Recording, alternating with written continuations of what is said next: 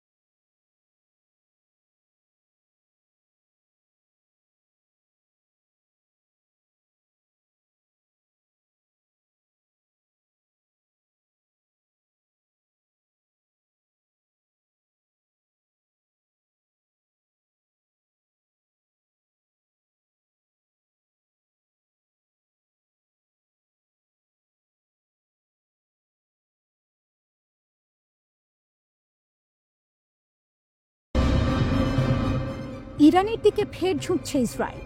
ট্রাম্পের নিষেধ উপেক্ষা করে নতুন সংঘাতের আভাস। মধ্যপ্রাচ্যের বাতাসে আবারও যুদ্ধের গন্ধ। গাজার আলোচনায় স্থবিরতা আর তেহরানের দিকে ইঙ্গিতপূর্ণ দৃষ্টি। ইসরায়েল কি আবারও আগুন জ্বালাতে চলেছে? এভিগডর লাইবারম্যানের সাম্প্রতিক মন্তব্য যেন সেই সন্দেহকেই উস্কে দিয়েছে। রাশিয়ান সংবাদ মাধ্যম রাশিয়া টুডে জানিয়েছে, লাইবারম্যান ইসরায়েলিদের সতর্ক করেছেন আশ্চর্যজনক এক আক্রমণের সম্ভাবনা নিয়ে। তিনি নাগরিকদের পরামর্শ দিয়েছেন সুরক্ষিত স্থানের কাছাকাছি থাকতে। তার ভাষায়, ইরানিরা অত্যন্ত মনোযোগীভাবে কাজ করছে, তারা নিজেদের প্রতিরক্ষা ও সামরিক সক্ষমতা ক্রমাগত শক্তিশালী করছে। এই বক্তব্য এমন এক সময় এলো যখন মাত্র একদিন আগে ইরান ঘোষণা দিয়েছিল তারা পারমাণবিক অস্ত্র চায় না। ইরানের সর্বোচ্চ নেতা আয়াতুল্লাহ আলী খামেনি স্পষ্ট করেছেন, আমরা গণবিধ্বংসী অস্ত্রের পক্ষে নই। এটি একটি ধর্মীয় বিশ্বাস ও ফতোয়া। আমরা কখনোই পারমাণবিক অস্ত্র অনুসরণ করিনি, করবও না। তবুও বিশ্বজুড়ে সন্দেহের মেঘ ঘনীভূত। জাতিসংঘ গত মাসে ইরানের বিরুদ্ধে নতুন করে নিষেধাজ্ঞা জারি করেছে তার পারমাণবিক কর্মসূচির কারণে। আর ঠিক তার পেছনেই লুকিয়ে আছে জুন মাসের সেই ভয়াবহ 12 দিনের যুদ্ধ, যা বদলে দিয়েছিল ইরান ইসরায়েল সম্পর্কের মানচিত্র। 13 জুন ইসরায়েল আক্রমণ চালায় ইরানের মূল পারমাণবিক স্থাপনাগুলোতে। হামলায় নিহত হন একাধিক শীর্ষ ইরানি জেনারেল। কিন্তু ইরান থেমে থাকেনি। প্রতিশোধের আগুনে তেহরান জবাব দেয় আকাশ জোড়া ড্রোন ও ব্যালিস্টিক ক্ষেপণাস্ত্র বৃষ্টিতে, যা ইসরায়েলের প্রতিরক্ষা ভেদ করে ঢুকে যায়। পশ্চিমা সামরিক বিশ্লেষকেরা একে বলেছিলেন এক নতুন যুগের সূচনা, যেখানে ইরানের ড্রোন প্রযুক্তি ইসরায়েলের আয়রন ডোমকে অকার্যকর করে দেয় কয়েক ঘন্টার মধ্যেই। 22 জুন পরিস্থিতি এতটাই উত্তপ্ত হয় যে যুক্তরাষ্ট্র সরাসরি যুদ্ধে জড়িয়ে পড়ে। অপারেশন মিডনাইট হ্যামান নামের গোপন অভিযানে মার্কিন যুদ্ধবিমান বোমা বর্ষণ করে নাতানজ, ফার্দো ও ইস্পাহানের ইরানি পারমাণবিক স্থাপনাগুলিতে। এরপর জাতিসংঘে বক্তৃতা দিতে গিয়ে ইসরায়েলি প্রধানমন্ত্রী বেনিয়ামিন নেতানিয়াহু ট্রাম্পকে ধন্যবাদ জানিয়ে বলেন, ইরানের সঙ্গে 12 দিনের যুদ্ধ, আমি যেটাকে বলি অপারেশন রাইজিং লায়ন, ইতিহাসে চিরস্মরণীয় হয়ে থাকবে। আমাদের সাহসী পাইলটরা তেহরানের আকাশ দখল করেছিল। মার্কিন B-2 পাইলটদের সঙ্গে মিলে তারা ইরানের পারমাণবিক কেন্দ্র ধ্বংস করে দেয়। কিন্তু এই আত্মবিশ্বাসী ভাষণের অন্তরালে রয়েছে এক ভয়াবহ বাস্তবতা। সেই যুদ্ধের পর থেকেই ইরান আগের চেয়ে আরও শক্তিশালী, আরও প্রস্তুত। তাদের ড্রোন, ক্ষেপণাস্ত্র ও সাইবার প্রতিরক্ষা ব্যবস্থা এখন মধ্যপ্রাচ্যের অন্যতম ভয়ঙ্কর শক্তি। শেষ পর্যন্ত ট্রাম্পের মধ্যস্থতায় যুদ্ধবিরতি হলেও বাস্তবে আগুন এখনও নিভে যায়নি। এখন আবারও ইসরায়েলি রাজনীতিতে যখন অস্থিরতা, গাজার আলোচনায় স্থবিরতা, তখন লাইবারম্যানের আশ্চর্যজনক আক্রমণ মন্তব্য যেন নতুন এক ঘূর্ণিঝড়ের ইঙ্গিত দিচ্ছে। তেহরানের বার্তাটি স্পষ্ট, যে হাত ইরানের দিকে উঠবে তাকে আমরা ইতিহাসে পরিণত করব। ইরান আজ শুধু প্রতিরোধের নাম নয়, বরং মধ্যপ্রাচ্যের মাটিতে এক নতুন শক্তির প্রতীক। আর সেটি হয়তো ইসরায়েলকে আবারও দ্বিধায় ফেলেছে।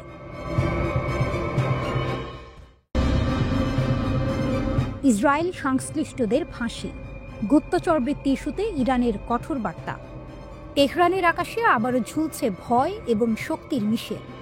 একদিকে যুদ্ধের উত্তাপ, অন্যদিকে গুপ্তচরবৃত্তির জালে শিকার ইরান।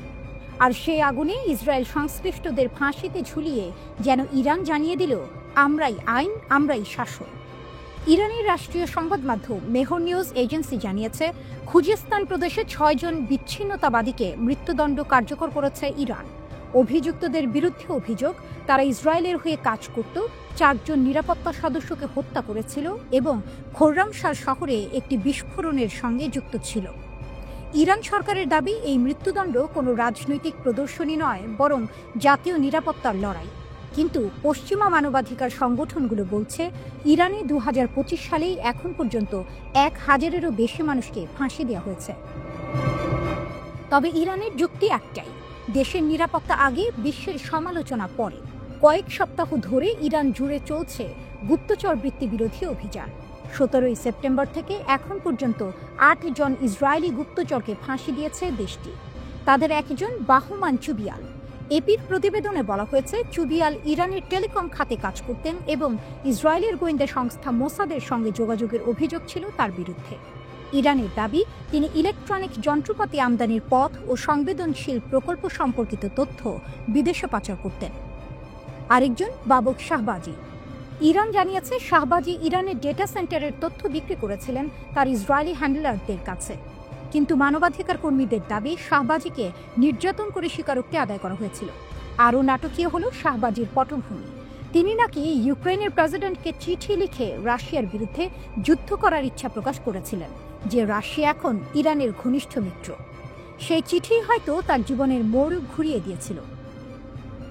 জুনে ইসরায়েলের সঙ্গে 12 দিনের সীমিত যুদ্ধের পর থেকে ইরান আরও কঠোর হয়েছে।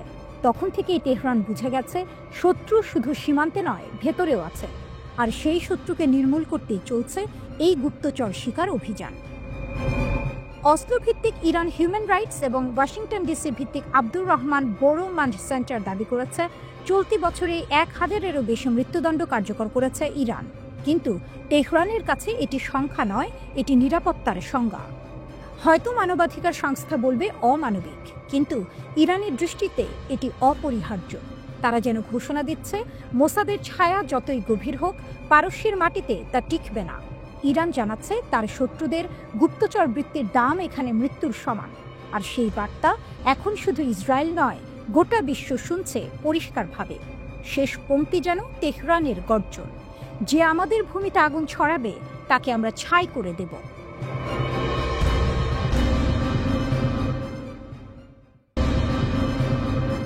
গাজার আঁধার রাত, হঠাৎই আকাশ জ্বলে ওঠে। আগুনের লেলিহান শিখা ছুঁয়ে যায় ইসরায়েলের দিগন্ত। হামাস যেন বজ্রপাতে আঘাত হানে, রকেট বলি ছুড়ে দেয় তেল আবিবের আকাশের দিকে। আকাশ কাঁপে, মাটি কাঁপে, আর মানুষের হৃদয় ধকধক করে ওঠে। গাজা থেকে 5টি রকেট নিক্ষেপ আয়রন ডোম তো থামাতে ব্যর্থ। এ খবর ছড়িয়ে পড়তেই আতঙ্ক ছড়ায় ইসরায়েলের রাস্তায়। আইডিএফের দাবি 4টি রকেট আটকানো গেছে, কিন্তু 5ম রকেট আঘাত হানে খোলা প্রান্তরে। হতাহতের খবর না থাকলেও বার্তা ছিল স্পষ্ট, হামাসের শক্তি এখনো অটুট, ভয়ঙ্কর। এটি একদিনের মধ্যে দ্বিতীয় আক্রমণ। এর আগে উত্তর গাজা থেকে 2টি রকেট ছোড়া হয়েছিল। সেগুলো আয়রন ডোম আটকাতে পারলেও আতঙ্ক থামাতে পারেনি। কারণ এই হামলার পেছনে শুধু বিস্ফোরণ নেই, আছে প্রতিরোধের গর্জন, আছে দখলদারের বিরুদ্ধে অবিচল লড়াই। গাজার তাল আল হাওয়া এলাকায় মাত্র একদিন আগেই আইডিএফের সঙ্গে হামাস ইউনিটগুলোর রক্তক্ষয়ী সংঘর্ষ হয়েছিল। সেই সংঘর্ষ যেন এই রাতের বাড়িতে ঘি ঢেলে দিল। সারায়া আল কুদস ভিডিও প্রকাশ করেছে। দৃশ্যে দেখা যায় যোদ্ধারা কাছ থেকে মর্টার নিক্ষেপ করছে, আইডিএফের সাঁজোয়া জিপ ধ্বংস করছে। ইসরায়েলি হেলিকপ্টারগুলো আহত সেনাদের সরিয়ে নিতে মরিয়া। দৃশ্যটি যেন কোনো যুদ্ধ সিনেমার সবচেয়ে রুদ্ধশ্বাস দৃশ্য, কিন্তু এটি বাস্তব।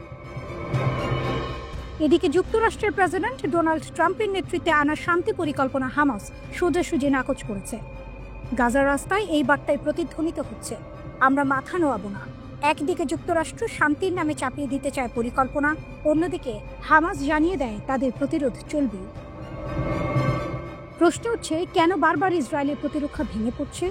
আয়রন ডোম কি সত্যিই অটুট, নাকি গাজার গেরিলা যোদ্ধারা শিখে ফেলেছে কিভাবে ভয়ঙ্কর প্রতিরক্ষা ভেদ করতে হয়?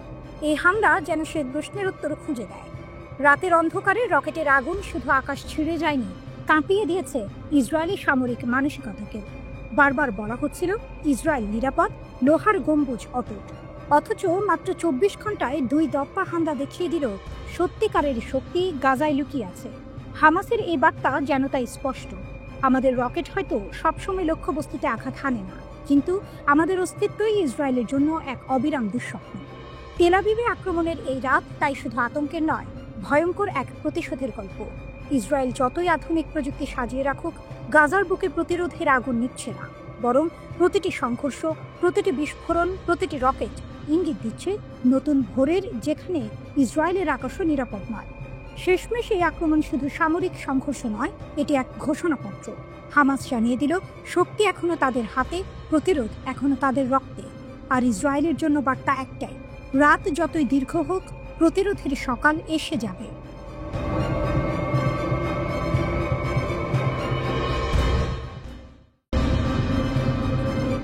ইরানের পারমাণবিক অঞ্চলে ভূমিকম্প। ইরানের মধ্যাঞ্চলীয় ইস্পাহান প্রদেশে রাতের বেলা রিখটার স্কেলে 5.3 মাত্রার ভূমিকম্প আঘাত হানে। কম্পন অনুভূত হয়েছে তেহরান, কোমে এবং আশেপাশের বেশ কিছু অঞ্চলে।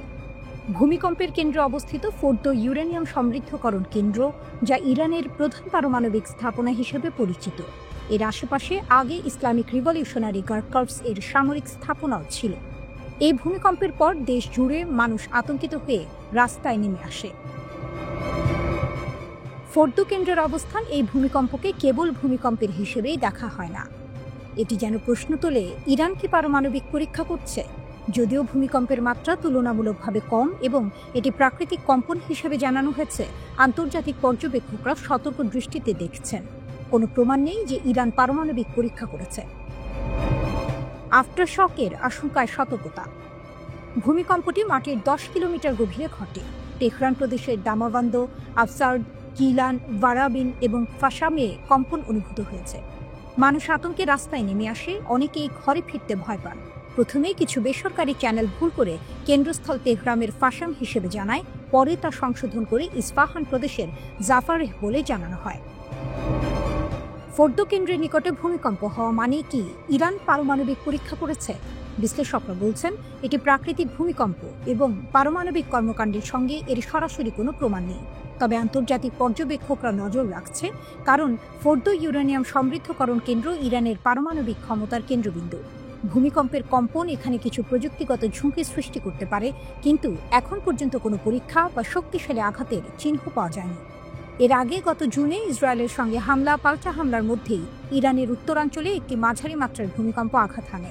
যুক্তরাষ্ট্রের ভূতাত্ত্বিক জরিপ সংস্থা USGS জানায়, সেমনান শহরের দক্ষিণ পশ্চিমাঞ্চলে 5.1 মাত্রার ভূমিকম্প অনুভূত হয়। ভূপৃষ্ঠ থেকে এর গভীরতা ছিল 10 কিলোমিটার। ভূমিকম্পের উৎপত্তি স্থল ছিল সেমনান শহর, যা রাজধানী তেহরান থেকে প্রায় 145 মাইল পূর্বে অবস্থিত। ভূমিকম্পটি রাজধানী তেহরান পর্যন্ত অনুভূত হয়েছে বলে জানিয়েছে স্থানীয় সংবাদ মাধ্যমগুলো। ভূমিকম্পটি ইরানের কোন প্রদেশে অবস্থিত গুরুত্বপূর্ণ ফোর্দো পারমাণবিক স্থাপনার কাছাকাছি সংঘটিত হয়, যা ভূমিকম্পটির গুরুত্ব আরও বাড়িয়ে দিয়েছে। সামাজিক যোগাযোগ মাধ্যমে এই ভূমিকম্প ঘিরে নানা গুজব ছড়ায়। এক ইরানি ব্লগার তার টেলিগ্রাম চ্যানেলে সে সময় দাবি করেন, Islamic Revolutionary Guard Corps IRGC হয়তো কোনো পরীক্ষা চালাচ্ছিল, যার ফলে ভূকম্পন হয়েছে। তবে এই দাবি এখনো পর্যন্ত নির্ভরযোগ্য কোনো সূত্রে নিশ্চিত হয়নি। তবে ইরানের প্রধান গণমাধ্যমগুলো ভূমিকম্পের খবর দিলেও পরীক্ষা নিয়ে কিছু জানায়নি। বিভিন্ন সংবাদ মাধ্যম কেউ 5.2 মাত্রা, কেউ বা 5.5 মাত্রার ভূমিকম্প হয়েছে বলে উল্লেখ করে। সে সময়ে প্রশ্ন উঠেছিল, সত্যিই কি ইরান ভূকম্পনের কারণ গোপন পারমাণবিক পরীক্ষা? সে সময়ে প্রশ্ন উঠেছিল, সত্যিই কি ইরানে ভূকম্পনের কারণ গোপন পারমাণবিক পরীক্ষা?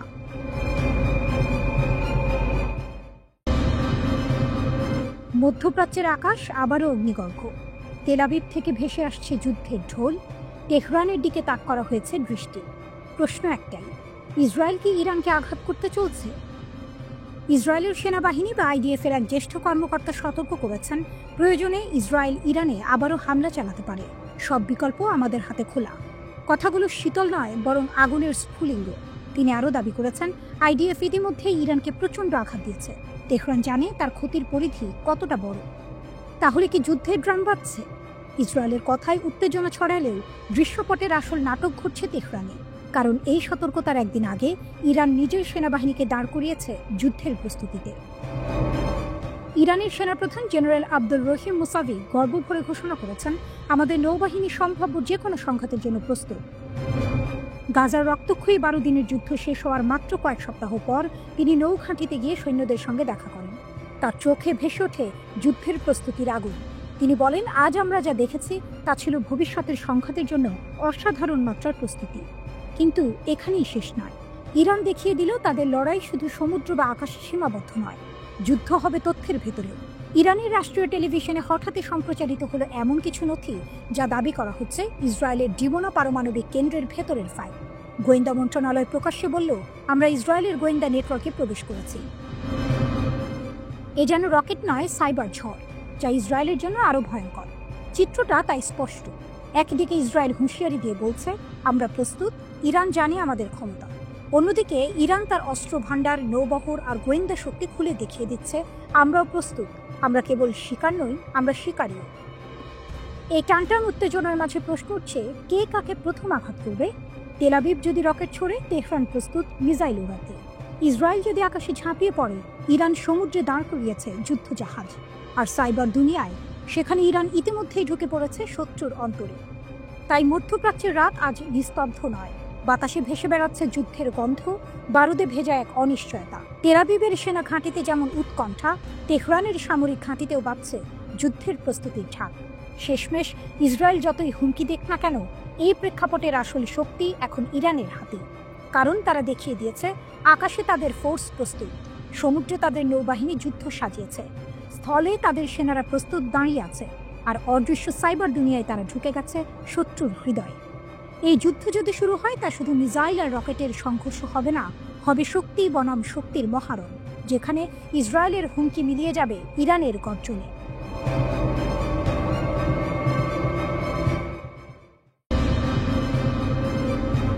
গাজা নগরীর হৃদয়ে এক চমকপ্রদ দৃশ্য। ধুলো ভরা রাস্তায় আল কাসামের এক যোদ্ধা একা হাঁটছে ট্যাঙ্কের দিকে। সামনে ইসরায়েলের লোহার দানব, পিছনে মৃত্যুর সম্ভাবনা, আর তার হাতে আছে কেবল বিস্ফোরক। কয়েক মুহূর্ত পরই ইতিহাস রচিত হয়। আক্রমণের নাটকীয়তা। হামাসের সামরিক শাখা আল কাসাম যে ফুটেজ প্রকাশ করেছে, তাতে দেখা যায় যোদ্ধা ধীরে ধীরে ইসরায়েলি ট্যাঙ্কের কাছে পৌঁছে বিস্ফোরক স্থাপন করে। অবিশ্বাস্যভাবে কোনো সেনা টেরই পায়নি। সেখান থেকে অদৃশ্যের মতো সরে যায় সে। কিছু মুহূর্ত পরেই আকাশ কাঁপিয়ে ওঠে বিস্ফোরণ। হামাসের নিজস্ব তৈরি বার্ক বিস্ফোরক ডিভাইস মুহূর্তে উড়িয়ে দেয় আইডিএফ-এর ট্যাঙ্ক। এই হামলার স্থান গাজার তাল আল হাওয়া পাড়া রোজারি সিস্টার স্কুলের কাছে অভিযানটি চালানো হয়েছিল। হামাস জানিয়েছে এটি তাদের মুসার কর্মী নামে পরিচিত বৃহত্তর সামরিক অভিযানের অংশ। এতে টার্গেট করা হয়েছিল ইসরায়েলি সেনা ও বর্মবাহী যানবাহন। একজন যোদ্ধা কেবল ট্যাঙ্ক উড়িয়েই ক্ষান্ত হননি, অন্য যোদ্ধারাও ঝাঁপিয়ে পড়ে। তারা পয়েন্ট ব্ল্যাঙ্ক রেঞ্জে গুলি চালায় ট্যাঙ্কের কাছে লুকিয়ে থাকা ইসরায়েলি সেনাদের দিকে। আরও দুটি বর্মবাহী বাহকের ভেতরে রাখা হয় বিশেষ চার্জ, দুর্গ ধ্বংসকারী ও সৈন্য বিরোধী বিস্ফোরক। এর ফলাফল ছিল ভয়াবহ। কয়েক সেকেন্ডের মধ্যে বিস্ফোরণের শব্দে কেঁপে ওঠে এলাকা। ইসরায়েলি বাহিনীর মধ্যে হতাহতের খবর নিশ্চিত হয়েছে। ফিলিস্তিনি পক্ষ দাবি করেছে বহু সেনা নিহত ও আহত হয়েছে। পরক্ষণেই ঘটনাস্থলে নেমে আসে ইসরায়েলি উদ্ধারকারী হেলিকপ্টার। মৃত ও আহতদের দ্রুত সরিয়ে নেওয়া হয়। তবে ইসরায়েলি সেনা কর্তৃপক্ষ এখনো পর্যন্ত এই হামলায় কত ক্ষয়ক্ষতি হয়েছে তা প্রকাশ করেনি। আল কাসাম এই অভিযানের নাম দিয়েছে শহীদ অভিযান। তাদের বিবৃতিতে বলা হয়েছে এটি কেবল একটি আক্রমণ নয়, বরং প্রতিরোধের প্রতীক। প্রকাশিত ভিডিওতে দেখা গেছে প্রথম বিস্ফোরণ থেকে শুরু করে হেলিকপ্টারে আহত সেনাদের সরিয়ে নেওয়া পর্যন্ত প্রতিটি মুহূর্ত। এটি সাম্প্রতিক সপ্তাহগুলোতে তাল আল হাওয়া অঞ্চলে সংঘটিত সবচেয়ে তীব্র সংঘর্ষগুলোর একটি। হামাসের দাবি, ইসরায়েলি অভিযানের জবাবে তাদের সামরিক প্রতিরোধ এখন নতুন মাত্রায় পৌঁছেছে। ফিলিস্তিনি যোদ্ধাদের শক্তি। এই ঘটনার মাধ্যমে আবারও সামনে এলো ফিলিস্তিনি যোদ্ধাদের কৌশল ও সাহস। আধুনিক প্রযুক্তি ও ভারী অস্ত্র শস্ত্রে সজ্জিত ইসরায়েলি বাহিনীর সামনে দাঁড়িয়ে হাতে বানানো বিস্ফোরক নিয়ে ঝাঁপিয়ে পড়ছে তারা। শুধু আঘাত নয়, এটি এক মনস্তাত্ত্বিক বার্তাও। গাজার ধ্বংসস্তূপ থেকে উঠে দাঁড়ানো প্রতিটি যোদ্ধা ইসরায়েলের দখলদার শক্তিকে চ্যালেঞ্জ জানাতে প্রস্তুত। এই নাটকীয় আক্রমণ গাজার যুদ্ধক্ষেত্রে এক নতুন অধ্যায় যুক্ত করেছে। আল কাসামের দাবি এটি কেবল শুরু, সামনে আরও হামলা আসছে। অন্যদিকে ইসরায়েল চুপ, কিন্তু গাজার অন্ধকার রাতের আকাশে জ্বলতে থাকা ট্যাঙ্কের আগুন বলছে এই সংঘর্ষের শেষ এখনো অনেক দূরে।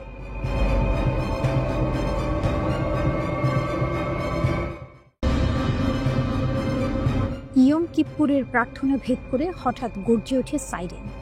আকাশ কাঁপিয়ে ওঠে রকেট বিস্ফোরণ। ইহুদিদের বছরের সবচেয়ে পবিত্র এই দিনে ইসরায়েলের দক্ষিণাঞ্চলীয় শহর আশদোদের রকেট হামলার দায় স্বীকার করেছে ফিলিস্তিনি প্রতিরোধ আন্দোলন হামাস। হামাসের বার্তা, প্রতিশোধের আগুন। হামাস জানিয়েছে ইসরায়েল বারবার বেসামরিক নাগরিকদের লক্ষ্য করে হামলা চালাচ্ছে। তারই জবাব হিসেবে ইয়ম কিপ্পুরের রকেট হামলা চালানো হয়েছে। উত্তর গাজা থেকে আশদোদের দিকে 5টি রকেট ছোড়া হয়। ইসরায়েলি প্রতিরক্ষা বাহিনী আইডিএফ নিশ্চিত করেছে এর মধ্যে 4টি প্রতিরক্ষা ব্যবস্থা আটকাতে সক্ষম হয়, তবে একটি রকেট খোলা জায়গায় গিয়ে পড়ে। কোনো হতাহত বা বড় ধরনের ক্ষয়ক্ষতির খবর পাওয়া যায়নি, কিন্তু এর মধ্যেই স্পষ্ট বার্তা দিয়েছে হামাস, ইসরায়েলের নিরাপত্তার ঢাল ভেদ করেই তারা আঘাত হানতে সক্ষম। রকেট হামলার সময় আশদোদ শহরে ইয়ম কিপ্পুরের প্রার্থনা চলছিল। হঠাৎই সাইরেন বাজতে শুরু করে। মানুষ প্রার্থনা ছেড়ে দৌড়ে আশ্রয় নেয় নিরাপদ ঘরে। মুহূর্তে আতঙ্কে ভরে যায় গোটা শহর। বিস্ফোরণের শব্দ প্রতিধ্বনিত হয় আকাশ জুড়ে। দিনের আগের দিকে গাজা সীমান্তবর্তী এলাকায় আরও 2টি রকেট হামলার চেষ্টা হয়। স্থানীয় সময় দুপুর 2টার দিকে সাইরেন বাজে, আর ইসরায়েলি বিমান প্রতিরক্ষা ব্যবস্থা উভয় রকেট আটকায়। রকেট হামলার একই দিনে আরেকটি নাটকীয় ঘটনা ঘটে সমুদ্রে। গাজার উদ্দেশ্যে মানবিক সহায়তা নিয়ে যাত্রা করা একটি আন্তর্জাতিক ফ্লোটিলাকে আটকায় ইসরায়েলি নৌবাহিনী। এই ফ্লোটিলায় ছিলেন সুইডিশ পরিবেশ কর্মী গ্রেটা থানবার্গ সহ আরও অনেকে। ইসরায়েলি কর্মকর্তারা তাদের আটক করে দাবি করেন ফ্লোটিলা আসলে হামাসের সমর্থনে সংগঠিত, তবে আয়োজকেরা এই দাবি সরাসরি প্রত্যাখ্যান করেছে। ফ্লোটিলার এক সদস্য সুইডিশ নাগরিক গুনবে একটি ভিডিও বার্তায় বলেছেন, আমাকে ইসরায়েলি বাহিনী অপহরণ করেছে। আমাদের মিশন ছিল সম্পূর্ণ অহিংস ও আন্তর্জাতিক আইন অনুযায়ী। দয়া করে আমার সরকারকে বলুন যেন আমাদের অবিলম্বে মুক্তি দাবি করে। অন্যদিকে ইসরায়েলি নৌবাহিনী ঘোষণা দিয়েছে, আপনারা অবরুদ্ধ এলাকায় প্রবেশ করছেন। গাজায় সহায়তা পৌঁছাতে চাইলে নির্ধারিত চ্যানেলের মাধ্যমে আশদোদ বন্দরে নিয়ে আসুন। সেখানেই নিরাপত্তা পরীক্ষা শেষে তা গাজায় পাঠানো হবে। প্রতিরোধের বার্তা। গাজায় প্রতিরোধ যোদ্ধাদের এই হামলা হয়তো প্রাণহানি ঘটায়নি, কিন্তু এটি মনস্তাত্ত্বিকভাবে ইসরায়েলকে নাড়িয়ে দিয়েছে। সবচেয়ে পবিত্র দিনে রকেট আঘাত দেখিয়েছে প্রতিরোধকারীরা কেবল অস্ত্রেই নয়, কৌশলেও সমান শক্তিশালী। ইয়ম কিপ্পুরের এই রাত হয়তো ইতিহাসে থেকে যাবে প্রতিরোধ ও প্রতিক্রিয়ার প্রতীক হয়ে। এদিকে মার্কিন প্রেসিডেন্ট ডোনাল্ড ট্রাম্প দাবি করেন, অক্টোবর 7 এর হামলার প্রতিশোধ হিসেবে ইতিমধ্যে 25,000-এর বেশি হামাস যোদ্ধা নিহত হয়েছে। বাকিরা সামরিকভাবে ঘেরাও হয়ে আছে এবং আমার নির্দেশের অপেক্ষায় আছে। নিজের সামাজিক যোগাযোগ মাধ্যম ট্রুথ সোশ্যালে এক পোস্টে তিনি আরও লেখেন, আমরা জানি তোমরা কারা এবং কোথায় আছো। তোমাদের শিকার করে হত্যা করা হবে।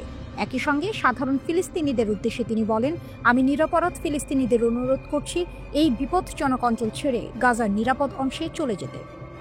একই সঙ্গে সাধারণ ফিলিস্তিনিদের উদ্দেশ্যে তিনি বলেন, আমি নিরপরাধ ফিলিস্তিনিদের অনুরোধ করছি এই বিপজ্জনক অঞ্চল ছেড়ে গাজার নিরাপদ অংশে চলে যেতে।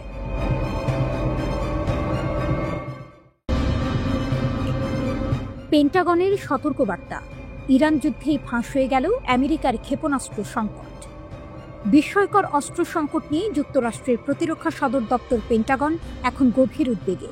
12 দিনের ইরান যুদ্ধেই প্রকাশ পেয়েছে আমেরিকার ক্ষেপণাস্ত্র ভাণ্ডারের ভয়াবহ ঘাটতি। ওয়াশিংটন কাঁপছে, কারণ ইউক্রেন ও ইরান দুটি ফ্রন্টে লড়াই একসঙ্গে চালিয়ে যেতে গিয়ে মার্কিন স্টকপাইল প্রায় শুকিয়ে গেছে। বিশ্লেষকরা বলছেন, ইরানের সঙ্গে সংঘাতটি যুক্তরাষ্ট্রের সামরিক ব্যবস্থার এক গোপন সত্য উন্মোচন করেছে।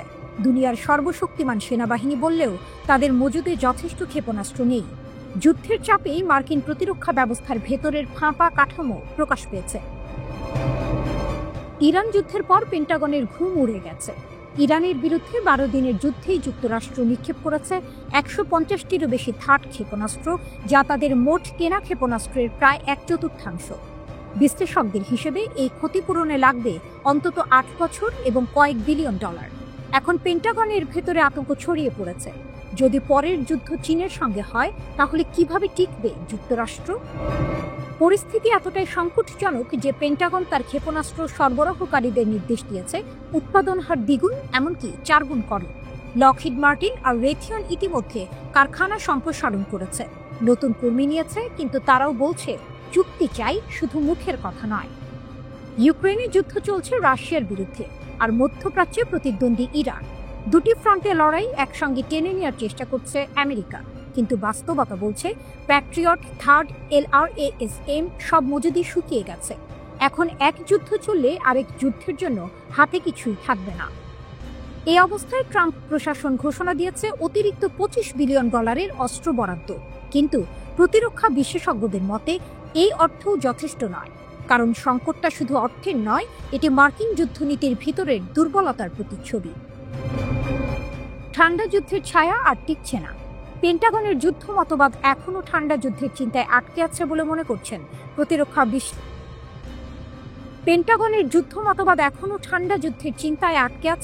করছেন প্রতিরক্ষা বিশ্লেষকরা। তারা বলছেন, আজকের যুদ্ধ ড্রোন, ইলেকট্রনিক জ্যামিং ও মিসাইল বৃষ্টির লড়াই, কিন্তু আমেরিকা এখনো পুরনো কৌশলে বন্দী। ইরান যুদ্ধ সেই পুরনো মানসিকতার পর্দা ছিঁড়ে দিয়েছে। আধুনিক যুদ্ধক্ষেত্রে ইরানের প্রতিরক্ষা ব্যবস্থা, ড্রোন ও ক্ষেপণাস্ত্র প্রযুক্তি মার্কিন আকাশ প্রতিরক্ষাকে চ্যালেঞ্জ করেছে। ফলে বিশ্বের নজর ঘুরে গেছে যে দেশকে একসময় অক্ষর শত্রু বলা হতো, সেই ইরানই এখন যুক্তরাষ্ট্রকে নিজের সীমাবদ্ধতা বোঝাতে বাধ্য করছে। ইউক্রেনের যুদ্ধ আমেরিকার গুদাম খালি করেছিল, আর ইরানের যুদ্ধ সেটি উন্মোচন করল। এখন পেন্টাগন সাপ্তাহিকভাবে মিসাইল এক্সিলারেশন কাউন্সিলের সভা করছে যেন দ্রুত উৎপাদন বাড়ানো যায়। কিন্তু বিশ্লেষকরা বলছেন এটা সময়ের সঙ্গে দৌড়। ইরান দেখিয়েছে যুদ্ধ শুধু অর্থে নয়, সাহসে জয় হয়। যেখানে আমেরিকার ক্ষেপণাস্ত্র ফুরিয়ে যায়, সেখানে তেহরানের আকাশে এখনো নতুন ক্ষেপণাস্ত্র জন্ম নেয়। এক পাশে শঙ্কিত পেন্টাগন, অন্য পাশে আত্মবিশ্বাসে জ্বলছে ইরান। যুদ্ধের বাস্তবতা তাই বলছে দুনিয়া বদলাচ্ছে, হয়তো ইতিহাসে লিখছে নতুন অধ্যায়, যেখানে ইরান দাঁড়িয়ে যাচ্ছে যুক্তরাষ্ট্রের ভয়ের প্রতীকে।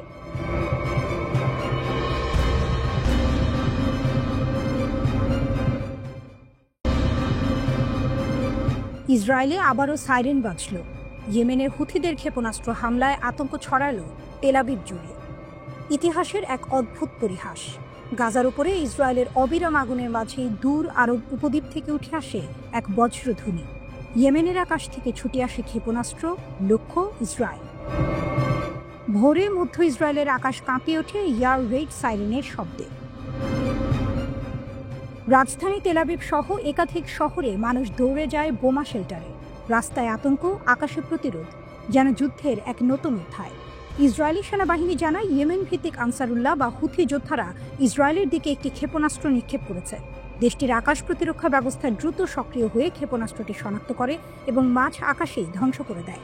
তবু আতঙ্কের রেশ মুছে যায়নি, কারণ এই হামলা কেবল এক ক্ষেপণাস্ত্র নয়, বরং এক বার্তা। গাজায় আগুন জ্বললে ইয়েমেন নীরব থাকবে না। ইসরায়েলি সেনাবাহিনীর দাবি, মার্চের 18 তারিখ থেকে এটি ছিল ইয়েমেন থেকে ইসরায়েল লক্ষ্য করে নিক্ষেপিত 91তম ব্যালিস্টিক ক্ষেপণাস্ত্র। শুধু তাই নয়, একই সময়ে অন্তত 41টি ড্রোন পাঠানো হয়েছে ইসরায়েলের দিকে। হুথিদের লক্ষ্য পরিষ্কার, যতদিন গাজার অবরোধ থাকবে ততদিন তারা তাদের আগুন থামাবে না। তেল আবিবের পাশাপাশি ইসরায়েল অধিকৃত পশ্চিম তীরের দক্ষিণাঞ্চলেও বাজে সতর্কতার সাইরেন।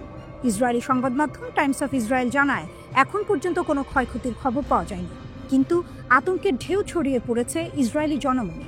হুথিদের মুখপাত্র ঘোষণা দিয়েছেন, আমাদের সামরিক অভিযান চলবে যতক্ষণ না গাজার ওপরের আগ্রাসন শেষ হচ্ছে এবং অবরোধ তুলে নেওয়া হচ্ছে। তারা আরও জানায়, ইসরায়েলি জাহাজ চলাচল রুখতে লাল সাগর, আরব সাগর, বাব আল মান্দাব প্রণালী ও এডেন উপসাগরে অব্যাহত থাকবে নৌ অবরোধ, এবং তারা আন্তর্জাতিক কোম্পানিগুলোকে সতর্ক করেছে যেন এই অবরোধ ভাঙার চেষ্টা না করে। এই হামলার আগেও অক্টোবরের 1 তারিখে ইয়েমেন থেকে ইসরায়েলের উপকূলীয় শহর এলাতের দিকে ড্রোন পাঠানো হয়েছিল। সেটিও ইসরায়েলি বিমান বাহিনীর মাঝ আকাশেই ভূপাতিত করে। 2023 সাল থেকে হুথিরা নিয়মিতভাবে ইসরায়েল সম্পৃক্ত জাহাজে হামলা চালাচ্ছে। তাদের দাবি, এটি গাজার ফিলিস্তিনিদের প্রতি সংহতি জানানোর এক যুদ্ধ। তাদের ভাষায়, এই যুদ্ধ এখন শুধু সীমান্তে নয়, বরং বিশ্বাসে, প্রতিশোধে এবং ন্যায়ের দাবিতে লড়া হচ্ছে। তেহরান সমর্থিত এই সংগঠনটি যে শক্তি ও প্রযুক্তিতে ক্রমে অপ্রতিরোধ হয়ে উঠছে, তা ইসরায়েল ভালোভাবে বুঝতে পারছে। কারণ মধ্যপ্রাচ্যের মানচিত্রে ইয়েমেন অনেক দূরে হলেও তাদের ক্ষেপণাস্ত্রের নাগাল এখন তেল আবিব পর্যন্ত পৌঁছে গেছে। হুথিদের এই বার্তা তাই স্পষ্ট, গাজায় আগুন জ্বললে ইয়েমেনের ক্ষেপণাস্ত্র থামবে না। ইসরায়েল যখন হামাস ও গাজার ওপর অব্যাহত হামলায় ব্যস্ত, তখন ইয়েমেনের এই দূরপাল্লার প্রতিবাদ যেন এক নতুন কূটনৈতিক ও সামরিক বাস্তবতার জন্ম দিচ্ছে। প্রতিরোধের এই গল্প এখন গাজার গলি ছাড়িয়ে পৌঁছে গেছে তেল আবিবের আকাশে।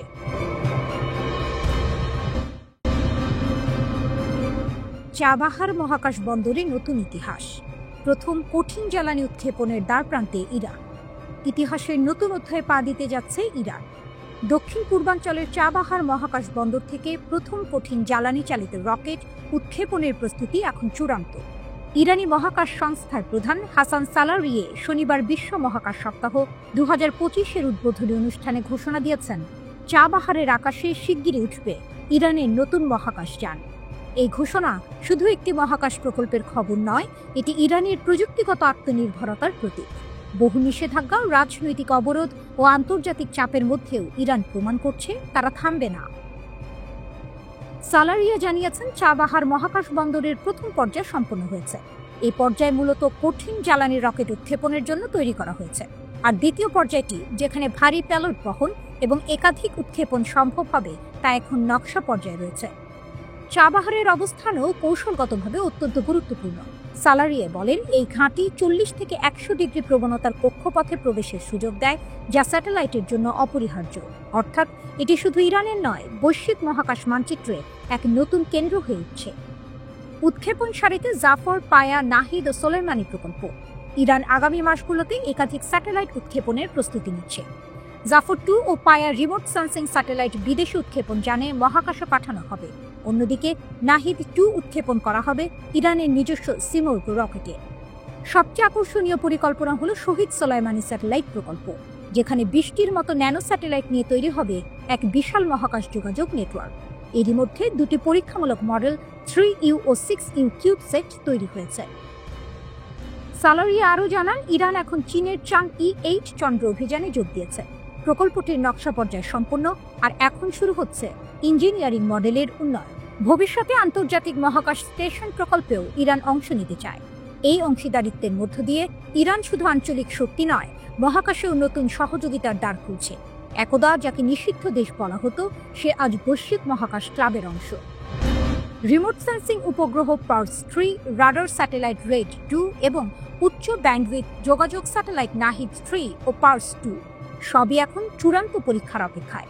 এমনকি বেসরকারি খাতের তৈরি কাউসার 2 স্যাটেলাইটও উৎক্ষেপণের জন্য প্রস্তুত। ইরান আজ বিশ্বের শীর্ষ 10 দেশের মধ্যে জায়গা করে নিয়েছে, যারা নিজেদের উপগ্রহ তৈরি ও উৎক্ষেপণ করতে সক্ষম। বিশ্ববিদ্যালয়, গবেষণা প্রতিষ্ঠান ও বেসরকারি কোম্পানিগুলোকে যুক্ত করে ইরান গড়ে তুলছে এক সম্পূর্ণ মহাকাশ বাস্তুতন্ত্র। চাবাহারের আকাশে যখন প্রথম কঠিন জ্বালানি রকেট উঠবে, তা শুধু এক উৎক্ষেপণ নয়, তা হবে এক জাতির আত্মবিশ্বাসের প্রতিধ্বনি। যেখানে নিষেধাজ্ঞা ব্যর্থ, সেখানে ইরানের দৃঢ়তা জয়ী। এই আকাশে আজ একটাই বার্তা লেখা থাকবে, ইরান থামে না, ইরান উড়ে যায়।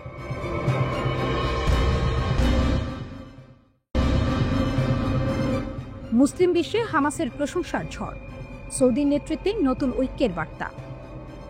গাজার যুদ্ধের মধ্যে নতুন এক কূটনৈতিক ঝড় তুলেছে মুসলিম বিশ্ব। হামাসের বড় পদক্ষেপের পর একসঙ্গে কণ্ঠ তুলেছে ইসলামী বিশ্বের শীর্ষ দেশগুলো। সৌদি আরব, কাতার, তুরস্ক, পাকিস্তান, মিশর, জর্ডান, সংযুক্ত আরব আমিরাত এবং ইন্দোনেশিয়া। তারা হামাসের সাম্প্রতিক ঘোষণা গুরুত্বপূর্ণ ও ইতিবাচক মোড় বলে বর্ণনা করেছে।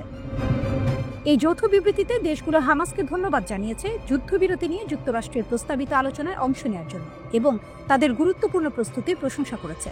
বিবৃতিতে বলা হয়েছে, গাজার যুদ্ধ বন্ধে হামাস যে আগ্রহ দেখিয়েছে তা ফিলিস্তিনি জনগণের জন্য আশার আলো। বিবৃতিটি এসেছে এমন এক সময়ে যখন যুক্তরাষ্ট্রের প্রেসিডেন্ট ডোনাল্ড ট্রাম্প গাজা যুদ্ধ বন্ধে একটি 21 দফা প্রস্তাব তুলে ধরেছেন। সেই প্রস্তাবের একটি বড় অংশে রয়েছে বন্দীদের মুক্তি, হামাসের কাছ থেকে প্রশাসনিক ক্ষমতা, একটি অন্তর্বর্তী প্রযুক্তিবিদ সরকারকে হস্তান্তর এবং ধীরে ধীরে ইসরায়েলি বাহিনীর প্রত্যাহার। হামাস সম্প্রতি প্রস্তাবটির কিছু অংশে সম্মতি জানিয়ে আনুষ্ঠানিক জবাব পাঠিয়েছে। তবে তারা জানিয়েছে, কিছু ধারা নিয়ে এখনো আলোচনার প্রয়োজন আছে। তাদের অবস্থান স্পষ্ট, গাজার সার্বভৌমত্ব ও ফিলিস্তিনিদের নিরাপত্তা নিয়ে কোনো আপোষ নয়। এই ঘোষণার পরেই সৌদি আরব নেতৃত্ব দিল মুসলিম বিশ্বের এক বিরল ঐক্যের। রিয়াদ থেকে শুরু হওয়া বার্তা বলছে, এখন সময় এসেছে ইসরায়েলকে গাজা থেকে সেনা প্রত্যাহার করতে হবে এবং ফিলিস্তিনি কর্তৃপক্ষকে সেখানে ফিরিয়ে আনতে হবে। বিবৃতিতে মুসলিম দেশগুলোর পররাষ্ট্রমন্ত্রীরা বলেন, আমরা হামাসের ইতিবাচক ভূমিকা স্বাগত জানাই। এটি শান্তির পথে এক নতুন সূচনা। তারা যুক্তরাষ্ট্রের প্রস্তাবে উল্লেখিত শর্তগুলো বাস্তবায়নের দাবি জানিয়েছে, যার মধ্যে রয়েছে ফিলিস্তিনিদের নিরাপত্তা, মানবিক সহায়তার অবাধ প্রবাহ এবং বাস্তুচ্যুতি বন্ধের নিশ্চয়তা। এই বিবৃতিতে বিশেষভাবে জোর দেওয়া হয়েছে এক ভবিষ্যৎ 2 রাষ্ট্রভিত্তিক সমাধানের ওপর, যেখানে একটি স্বাধীন ফিলিস্তিন রাষ্ট্র প্রতিষ্ঠার পথ খুলে যাবে। তবে বিশ্লেষকদের মতে এই ঘোষণার সবচেয়ে বড় বার্তা এসেছে রিয়াদ থেকে। সৌদি আরব শুধু বিবৃতি দেয়নি, বরং কূটনৈতিক ও ধর্মীয় উভয় ক্ষেত্রেই নেতৃত্ব দিচ্ছে। গাজার যুদ্ধ নিয়ে নীরবতা ভাঙার পর এখন সৌদি আরব মধ্যপ্রাচ্যে ইসলামী ঐক্যের প্রতীক হয়ে উঠছে। একজন আঞ্চলিক বিশ্লেষক বলেন, যে মুহূর্তে পশ্চিমা জোট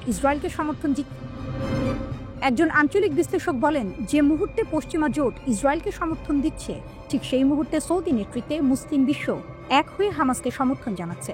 এটি কেবল রাজনৈতিক ঘটনা নয়, এটি শক্তির প্রদর্শন।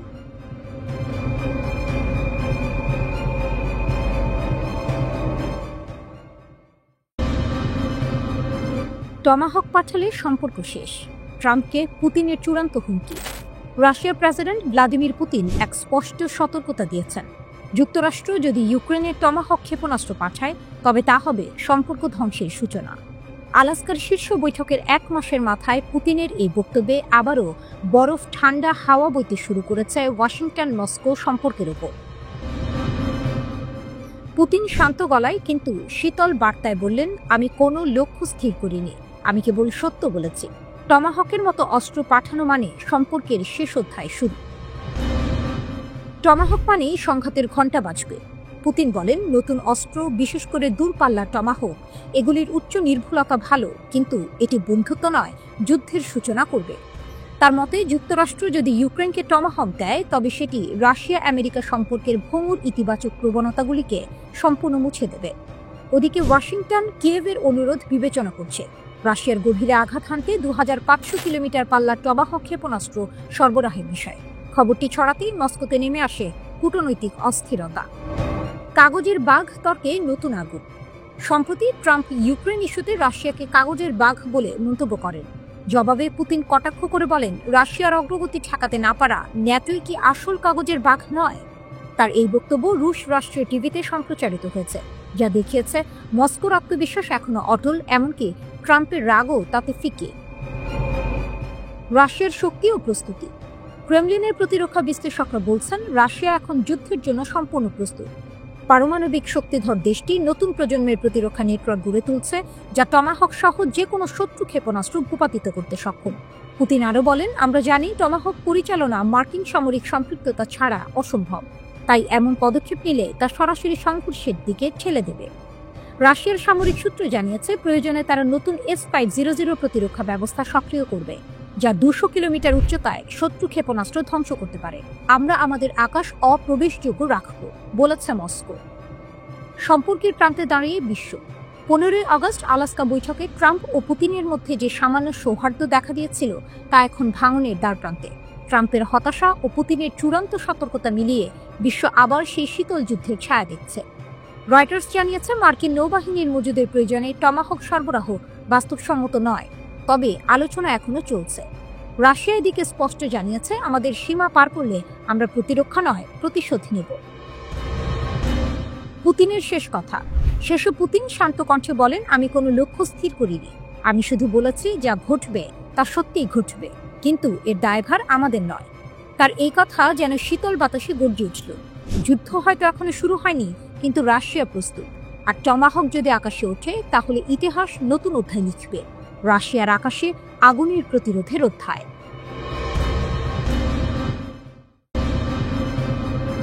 নিষেধাজ্ঞার মাঝেও মহাকাশে ইরানের গর্জন। চাবাহার থেকে শুরু এক নতুন যুগের ঘোষণা। একদিকে পশ্চিমা নিষেধাজ্ঞার ভার, অন্যদিকে ইরানের চোখে আকাশ ছোঁয়ার স্বপ্ন। ঠিক সেই মুহূর্তে তেহরান এমন এক ঘোষণা দিল যা যেন পৃথিবীর মাধ্যাকর্ষণকেও চ্যালেঞ্জ জানিয়ে বলল, আমরা থামব না। ইরানি মহাকাশ সংস্থার প্রধান হাসান সালারিয়ে চাবাহার মহাকাশ বন্দরের প্রথম ধাপ সম্পূর্ণ হওয়ার ঘোষণা দেন। এটি এমন এক স্পেসপোর্ট যা কঠিন জ্বালানি চালিত রকেট উৎক্ষেপণের জন্য প্রস্তুত। প্রেস টিভিকে তিনি জানান, উদ্বোধনী উৎক্ষেপণের প্রস্তুতি এখন পুরো দমে চলছে। আরও বড় চমক, এটি কেবল শুরু। সালারিয়ে বলেন, দ্বিতীয় ধাপের কাজ চলছে তরল জ্বালানি রকেটের জন্য, যা শেষ হলে চাবাহার হবে মধ্যপ্রাচ্যের সবচেয়ে শক্তিশালী মহাকাশ ঘাঁটি। চাবাহারের অবস্থানও এক বিস্ময়। ইরানি কর্মকর্তাদের ভাষায় এর ভৌগোলিক অবস্থান এতটাই অনুকূল যে এটি 40 থেকে 100 ডিগ্রির প্রবণতাযুক্ত কক্ষপথে প্রবেশাধিকার দেয়। অর্থাৎ এখান থেকে উপগ্রহের নক্ষত্রমালা বা স্যাটেলাইট কনস্টেলেশন তৈরি করা সম্ভব, যা আগে কেবল মহাশক্তিগুলোর একচেটিয়া অধিকার ছিল। পশ্চিমা দেশগুলোর চোখ কপালে তুলে দিয়েছে এই অগ্রগতি, কারণ যুক্তরাজ্য, ফ্রান্স ও জার্মানি মাত্র কয়েকদিন আগেই ইরানের ওপর পুরনো নিষেধাজ্ঞা পুনর্বহাল করেছে, 1 দশক পর, নতুন পারমাণবিক চুক্তি ব্যর্থ হওয়ার পর। কিন্তু নিষেধাজ্ঞা যতই ঘন হোক, ইরানের আকাশে উত্থান থেমে থাকেনি। ইরানের মহাকাশ পরিকল্পনা এখন এক মহাকাব্য। সালারিয়ে জানিয়েছেন, জাফর 2 এবং পায়া নামের 2টি দূরবর্তী সংবেদনশীল উপগ্রহ আগামী মাসগুলোতে উৎক্ষেপিত হবে। এর সঙ্গে নাহিদ 2 উঠবে ইরানের নিজস্ব সিমোগ রকেটে, আর শহীদ সোলাইমানি প্রকল্পের অধীনে আসছে আরও একাধিক পরীক্ষামূলক স্যাটেলাইট। সবচেয়ে চমকপ্রদ অংশ, ইরান এখন চীনের চাঁদ অভিযানে যোগ দিয়েছে। চাংই 8 লুনার প্রোগ্রামের অংশ হিসেবে ইতিমধ্যেই নকশা পর্ব শেষ হয়েছে। ইঞ্জিনিয়ারিং মডেল তৈরি শুরু হতে যাচ্ছে, অর্থাৎ ইরানের পতাকা এবার উঠবে চাঁদের পথে। সেই সঙ্গে চলছে নতুন প্রজন্মের গবেষণা ক্যাপসুল তৈরির কাজ, যা জীবন্ত প্রাণীর ওপর বিকিরণ, তাপমাত্রা ও চাপের প্রভাব পরীক্ষা করতে পারবে। 2023 সালে 500 কেজি রি-এন্ট্রি ক্যাপসুলের সফল উৎক্ষেপণের পর এখন আরও শক্তিশালী প্রোটোটাইপ তৈরি হচ্ছে। ইরান শুধু রাষ্ট্রীয় পর্যায়ে নয়, বেসরকারি খাতেও বিপ্লব ঘটাচ্ছে। কাউসার 2 নামের স্যাটেলাইটটি 4 মিটার রেজলিউশনের ছবি তুলতে সক্ষম, আর এটি তৈরি করেছে ইরানের বেসরকারি কোম্পানি। শহীদ সুলাইমানের ন্যারো ব্যান্ড স্যাটেলাইট নক্ষত্রমালায় যোগ হতে যাচ্ছে 20টি ন্যানো স্যাটেলাইট, যার 2টি ইতিমধ্যেই পরীক্ষিত। ইরানের কর্মকর্তারা জানান, একাডেমিক প্রতিষ্ঠান ও প্রযুক্তি কোম্পানিগুলোকেও এখন স্যাটেলাইট নির্মাণে সরাসরি অংশগ্রহণের সুযোগ দেওয়া হবে। তাদের চোখে এটি কেবল একটি বিজ্ঞান যাত্রা নয়, এক জাতীয় আত্মনির্ভরতার ঘোষণা। নিষেধাজ্ঞার দেয়াল যতই উঁচু হোক, ইরানের বিজ্ঞানীরা যেন এক একজন রকেট হয়ে তা ভেদ করছেন। তেহরানের জন্য চাবাহার এখন কেবল একটি মহাকাশ বন্দর নয়, বরং আকাশের সঙ্গে যুদ্ধের এক নতুন প্রতীক। আর পশ্চিমা বিশ্ব তারা আবারও বুঝতে পারল, ইরানকে থামানো যায় না, কেবল আকাশের দিকে তাকিয়ে তার উত্থান দেখতে হয়।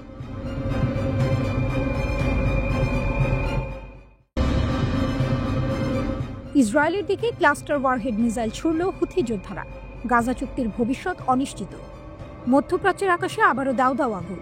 গাজার বুকে বোমা পড়ছে, আর ঠিক সেই সময় ইয়েমেন থেকে উড়ে এলো এক মারাত্মক বার্তা। ইসরায়েলের দিকে ছোড়া হলো ক্লাস্টার ওয়ারহেড যুক্ত ব্যালিস্টিক মিসাইল। আঘাত না লাগলেও আকাশ কাঁপিয়ে দিল সেই বিস্ফোরণের ছায়া। সকালে ইয়েমেনের রাজধানী সানা থেকে ইরান সমর্থিত হুথি যোদ্ধারা দাবি করেছে, তারা ফিলিস্তিনি জনগণের প্রতি সংহতি জানিয়ে ইসরায়েলি অধিকৃত জেরুজালেম অঞ্চলের সংবেদনশীল লক্ষ্যবস্তুতে হামলা চালিয়েছে। তাদের ভাষায় এটি ছিল প্যালেস্টাইন 2 নামের এক হাইপারসনিক ব্যালিস্টিক মিসাইল, যার মধ্যে ছিল বহু ওয়ারহেড, অর্থাৎ একসঙ্গে একাধিক বিস্ফোরণের ক্ষমতা। ইসরায়েলি সেনাবাহিনী আইডিএফ জানিয়েছে, মিসাইলটি মাঝ আকাশেই ধ্বংস করা হয়েছে। কোনো প্রাণহানি বা ক্ষয়ক্ষতির খবর পাওয়া যায়নি। তবু আতঙ্কে জেরুজালেম ও আশেপাশের এলাকায় বেজে উঠেছে সাইরেন, মানুষ ছুটেছে আশ্রয় কেন্দ্রে। কিন্তু এখানেই শেষ নয়। হুথি বাহিনী স্পষ্ট জানিয়েছে, আমরা গাজার পরিস্থিতি পর্যবেক্ষণ করছি, আগ্রাসন বন্ধ না হওয়া পর্যন্ত অভিযান চলবে। তাদের ভাষায় এটি দমন-পীড়নের শিকার ফিলিস্তিনি জনগণের বিজয়ের লড়াই। সাম্প্রতিক সপ্তাহগুলোতে ইরান সমর্থিত হুথিরা একাধিকবার ইসরায়েলের দিকে মিসাইল ও ড্রোন হামলা চালিয়েছে। সাম্প্রতিক হামলাটি বিশেষ করে আলোচনায় এসেছে কারণ এতে ব্যবহার করা হয়েছে ক্লাস্টার ওয়ারহেড, এমন এক ধরনের অস্ত্র যার উপমিসাইলগুলো আলাদা কোনো নির্দেশনা ছাড়াই মাটিতে পড়ে বিস্ফোরিত হয়।